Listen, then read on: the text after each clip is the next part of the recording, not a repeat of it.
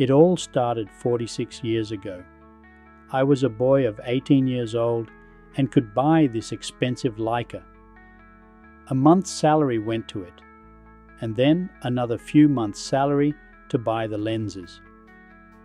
In the years that followed, I had a lot of fun with this camera set. Everywhere I lived, I had a dark room where I could develop photos. Then I became a father, and everything changed.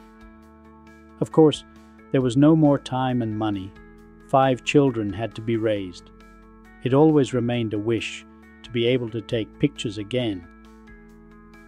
When the last daughter had left home, the road was open again, and I discovered the world of digital photography.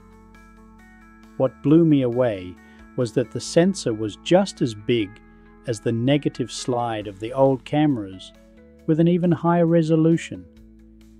The old vintage lenses could be used on these cameras again with adapters. A whole world opened up for me. The first week I came home with a shopping bag full of lenses. I couldn't get enough of them. I kept buying lenses in thrift stores and wherever they were for sale. My collection has now grown to hundreds of lenses. I take a series of close-up photos of nature with each new lens. I wrote a piece about the lens and published it online. No lens is strange to me.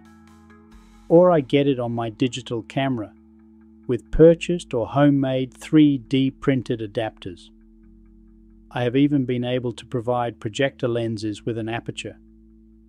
I have taken thousands of photos since 2020 and filtered out 100 of them, which I show in this video. There will be more videos here with the results of individual lenses, so stay tuned.